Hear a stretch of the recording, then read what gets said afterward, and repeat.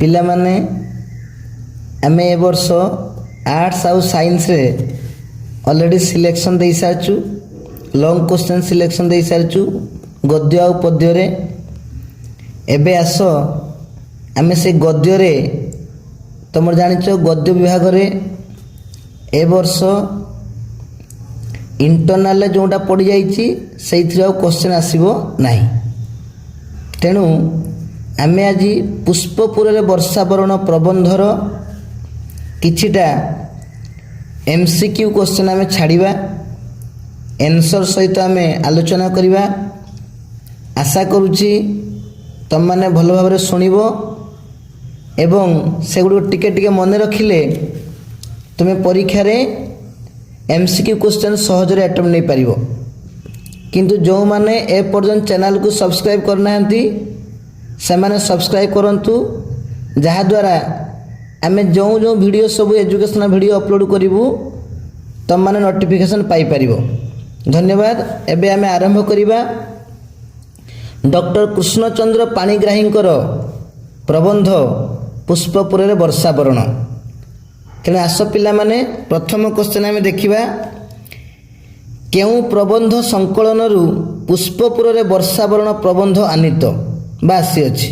Option आई प्रबंध Prasoon, option 2 आई प्रबंध Mayukh, option 3 आई प्रबंध विभा, ऑप्शन आई भी प्रबंध मानस।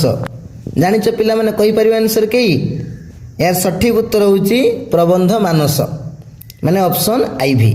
तुम लिखला बेले केमती लिखिबो जो 1 नंबर देइची 1 नंबर ए रो धर क्वेश्चन अछि तुम ऑप्शन धर आई भी हैला तेणु 1 नंबर ए देकी आई भी देकी लिखिदेव प्रबंध मानस देले तुम ठीक मार्क पाई परिबो। 2 नंबर को आसीबा केउ स्थान को पुष्पपुर बोली कहा जाइछि। ऑप्शन आई मयूरभंज, ऑप्शन 2 आई बारिपदा, ऑप्शन 3 आई पटना, ऑप्शन आई भी पाबना। सठिक उत्तर होउछि पिला माने पाटना पाटना हम। 3 नंबर क्वेश्चन देखिबा किए स्वर्गच्युत पारिजात परि म्लान उच्छिन्न होई विजन बेला रे पड़ी रहिछि। ये गोटे आसिला भलिया क्वेश्चन पिला माने भल भाव मन रखिबो। ऑप्शन आई नीलाचल, ऑप्शन 2 आई अछि कोन अछि साक्षी गोपाल, ऑप्शन 3 आई कोणार्क, ऑप्शन आई भी बिड़ानासी। जो माने आगुरु पढ़ी सारथिबे उत्तर निहात जानि सारिबेनी कोन हो उत्तर पिला माने कोणार्क। एबे जिबे आमे 4 नंबर प्रश्न को मेघ को देखी प्राबंधिक मन रे केउ भाव सृष्टि हेछि बा केउ भाव उद्रेक हेछि। ऑप्शन आई वैराग्य भाव, ऑप्शन 2 आई विषाद भाव, ऑप्शन 3 आई उत्फुल्लित, ऑप्शन आई भी कारुण्य। भावु तो पिला माने वैराग्य हबो किंतु ना पिंगलार अभिसार रे वैराग्य थिला एठी किंतु मेघ को देखी लेखक बहुत खुशी हेचन ना तेने उत्तर आसीबो उत्फुल्लित। अतएव ऑप्शन 3 आई होची राइट आंसर। एबे हम 5 नंबर को जिबा सभ्य समाज कोन शिखिबा पई वनवासी को पाख को आगे आसीबो। एटा मध्ये परीक्षा रे पड़ेला बलिया क्वेश्चन अनेक परीक्षा रे मध्ये आसीची अनेक वर्ष परीक्षा रे। तेनु देखो सभ्य समाज कोन शिखिबा पई वनवासी के पाख को आगे आसीबो।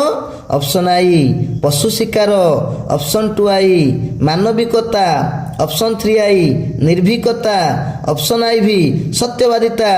सठिक उत्तर होउची ऑप्शन 2 आई मानविकता।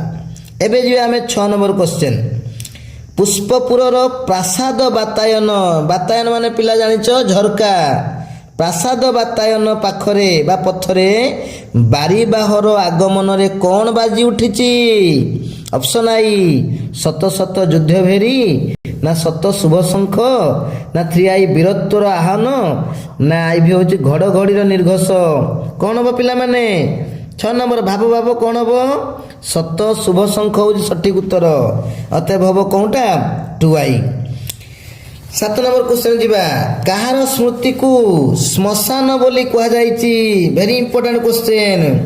कहार स्मृति को श्मशान बोली कहा जाइछि।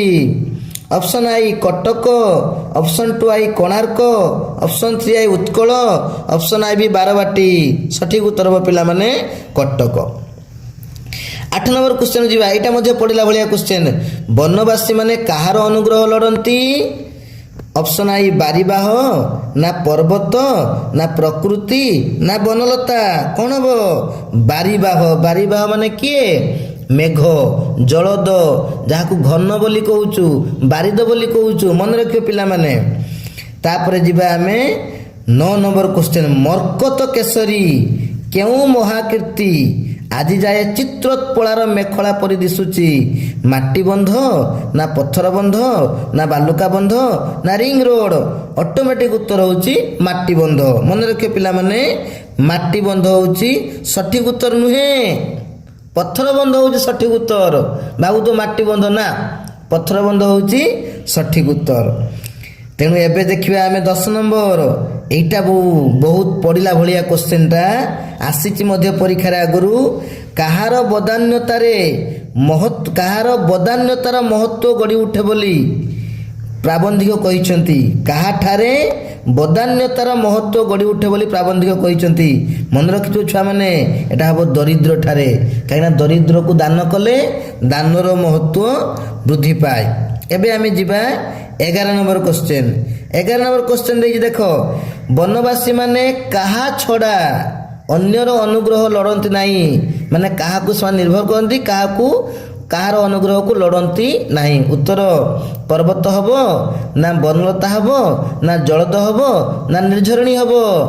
ଉତ୍ତର ହେଉଛି ଜଳଦ। କାହିଁକିନା ସେମାନେ ମେଘକୁ ନିର୍ଭର କରି ଚଳନ୍ତି, ମେଘ ଉପରେ। ବୁଝିପାରୁଛ?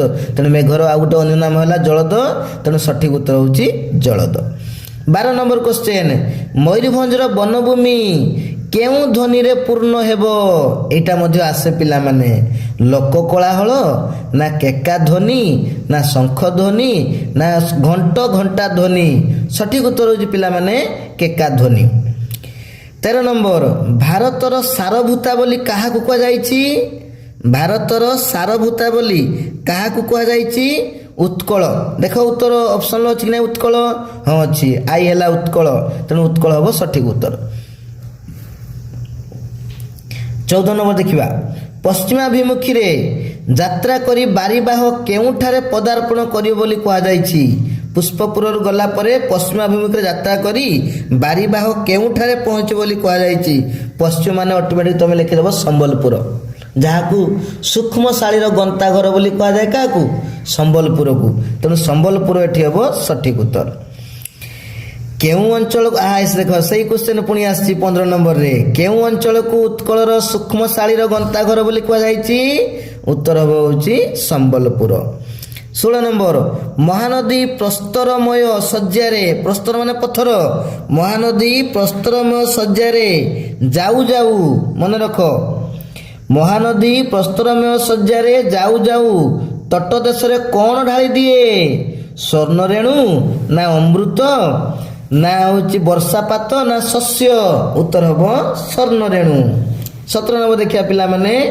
ଜଳଧର କୃପାରୁ ମାନେ ମେଘର କୃପାରୁ କେଉଁଠାରେ ନବନୀଳିମା ଖେଳି ବୁଲିବ ବୋଲି କୁହାଯାଇଛି? କେଉଁଠାରେ ନବନୀଳିମା ଖେଳିବ ବୋଲି କୁହାଯାଇଛି? ଉତ୍ତର ହେଉଛି ପିଲାମାନେ ଶାଳୀ କ୍ଷେତ୍ର। ବୁଝିପାରୁଛ? 18 ନମ୍ବର। କେଉଁମାନଙ୍କ ଦ୍ୱାରା ପାଳିତ କଳାପୀର କେକାରେ ବନଭୂମି ପୂର୍ଣ୍ଣ ହେବ ବୋଲି ଲେଖକ କହିଛନ୍ତି? ଉତ୍ତର କ'ଣ ହେବ ପିଲାମାନେ? 18 ନମ୍ବର ଭଞ୍ଜନ ରୂପ ହେବ ସଠିକ ଉତ୍ତର। ଭଞ୍ଜନ ରୂପ ଅଛି ଅପସନ୍ ଆଇରେ। ତେଣୁ ଭଞ୍ଜନ ରୂପ ହେବ ସଠିକ ଉତ୍ତର। 19 ନମ୍ବର। ସମ୍ବଲପୁର ଅଞ୍ଚଳର ବଧୂମାନଙ୍କୁ କେଉଁ ଫୁଲ ପରି ହାସ୍ୟମୟୀ ବୋଲି କୁହାଯାଇଛି? ପିଲାମାନେ ମନେ ପକେଇଲ, କ'ଣ ପଢିଛ ତମେ? ସମ୍ବଲପୁର ଅଞ୍ଚଳର ବଧୂମାନଙ୍କୁ କେଉଁ ଫୁଲ ପରି ହାସ୍ୟମୟୀ ବୋଲି କୁହାଯାଇଛି? ଗୋଲାପ ଫୁଲ ନା ଶେଫାଳି ଫୁଲ ନା ହେଉଛି ପଦ୍ମ ଫୁଲ ନା ମନ୍ଦାର ଫୁଲ? ଶେଫାଳି ଫୁଲ ହେଉଛି ସଠିକ ଉତ୍ତର। 20 ନମ୍ବରକୁ ଆସିବା। ଗର୍ବିତ ଗଜପତିର ରାଜଧାନୀ କିଏ ଥିଲା? ଗର୍ବିତ ଗଜପତିର ରାଜଧାନୀ ପୂର୍ବରୁ କୋଉଟା ଥିଲା? କଟକ ଥିଲା। ଅପସନ୍ 3 ହେଉଛି କଟକ, ସଠିକ ଉତ୍ତର। ସିନ୍ଧୁପାରି ସାଧବର ସ୍ମୃତିପୁତ ଭୂମି ବୋଲି କାହାକୁ କୁହାଯାଇଛି? ମନେ ରଖ, ଏଇଟା ଗୋଟେ କ୍ୱେଶ୍ଚନ ଆସିଲା ଭଳିଆ। କ'ଣ କହୁଛି? ସିନ୍ଧୁପାରି ସାଧବର ସ୍ମୃତିପୁତ ବୋଲି। ମନେ ରଖିଥିବ ସମସ୍ତେ। ଜୟପୁରକୁ କୁହାଯାଇଛି, ବୀରଭୂମି ଜୟପୁର। ତେଣୁ ଜୟପୁର କୁହାଯାଇଛି। 22 नंबर क्वेश्चन नवतरुण तनुक देखी किए नवतरुणी पड़ी लज्जा रूढ़ हो पड़ो भेरी इंपोर्टाट क्वेश्चन कृष्णचूड़ा मन रखिथ कृष्णचूड़ा हूँ सठिक उत्तर यही पिला माने तमें समस्ते पुष्पपुर वर्षा बरणर जो एमसीक्यू क्वेश्चन आसो ताकू तुम अटेम्प्ट नब पुणी आम परवर्ती वीडियो रे आउ पुणी नुआ नुआ हूँ एमसीक्यू क्वेश्चन सर्ट क्वेश्चन सहित पुणी आम आनिबा। धन्यवाद पिला माने आशा करी तुम मैंने या शुण एवं समस्ते मन रख आगामी परीक्षा रे भल कर। Thank you.